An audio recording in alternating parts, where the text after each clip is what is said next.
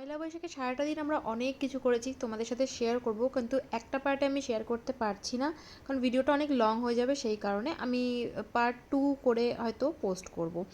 তো সবার ফার্স্টে আমি ঘুম থেকে উঠে স্নান ধান কমপ্লিট করে, আজকে যেহেতু পয়লা বৈশাখ ওই জন্য সব ঠাকুরকে নতুন জামা পরানো হবে, সেই কারণে আগে আমি গপুকে স্নান করিয়ে নিচ্ছি এখানে।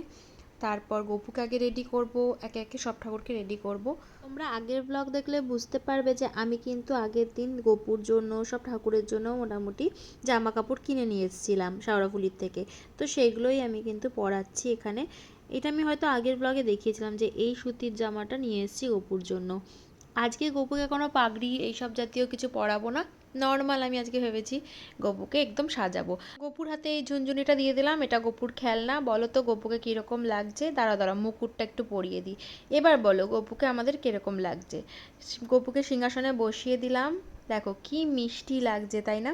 তারপর একে একে এই যে মা লক্ষ্মীকে আমি একটুখানি পরিয়ে দিলাম ড্রেসটা, কত সুন্দর মা লক্ষ্মীর ড্রেসটা। তারপরে বজরংবলীকে রেডি করলাম। এই দেখো আমাদের সিংহাসনটা খুব সুন্দর লাগছে না? এরকমভাবে প্রত্যেক দিন সাজিয়ে গুছিয়ে পুজো দিই, নয় আমি দিই নয় মামনি দেয়। তোমরা বলো কিন্তু আমাদের ঠাকুরগুলো কীরকম লাগছে। তো তারপর নিচে গেলাম কারণ একটু দেরি হয়ে গেছিলো, খাওয়া দাওয়া করবো সবাই একসাথে। নিচে গিয়ে আগে তুলসী তলায় জল দিই, তারপর আমরা গেছি হচ্ছে লাঞ্চ করতে। সবাই দেখি গিয়ে বসে গেছে কারণ আমার একটু দেরি হয়ে গেছিলো। পয়লা বৈশাখ মানেই কিন্তু সবার বাড়িতে খুব সুন্দর সুন্দর খাওয়া দাওয়া। তো সেরকমই আমাদের একদম ছিমছামই হয়েছিল, একটু মাটন, পাট শাক ভাজা আর ভাত, আর চাটনি ছিল। আমি যদিও বা চাটনি খাই না, তাই জন্য খাইনি আর কি, স্কিপ করে দিয়েছি। তো এখানে আমি খাওয়া দাওয়া নিয়ে বসে গেছি। তারপরে খাওয়া দাওয়া কমপ্লিটও করে ওপরে এসেছিলাম, মা আর দিদির সাথে গল্প করছিলাম। কালকে হচ্ছে মা বাপির অ্যানিভার্সারি, আর তোমরা যবে দেখছো ভিডিওটা তবেই হচ্ছে অ্যানিভার্সারি।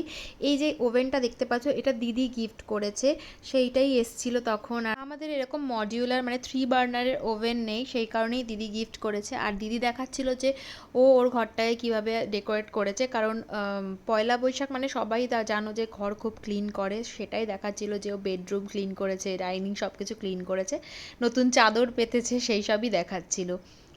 এই করতে করতে তো আমাদের দুপুরটাই কেটে গেল। তারপরে মনে পড়েছিল যে ফ্রিজে পেপসি রয়েছে। তোমরা বলো তো কারা এইরকম টাইপের পেপসি খাও? আমি একটা টাইমে প্রচুর খেতাম পেপসি, যদিও খাওয়াটা ভালো না, তবুও আমি ভালোবাসি বলে সুরজিৎ অফিস থেকে আসার পথে আগের দিন কিনে নিয়ে এসেছিল। বিকালে আমরা অনেক জায়গায় গেছি, অনেক কিছু তোমাদের সাথে শেয়ার করার রয়েছে। তো রেডি হয়ে গেছিলাম, এটা হচ্ছে আমার পয়লা বৈশাখের সাজ। আমি নতুন জামা কাপড় পরিনি কারণ আমার ইচ্ছা হয়েছিল যে শাড়ি পরবো, সেই জন্য শাড়ি পরেছি।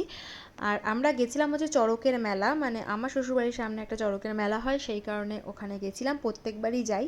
তো সেখানেই গেছিলাম। আর তারপরে ওখান থেকে মোড়ে গেছিলাম, অনেক কিছু জিনিস কেনাকাটি করেছি। তো সেইগুলো সব কিছু নেক্সট পার্টে কিন্তু আসছে। টাটা।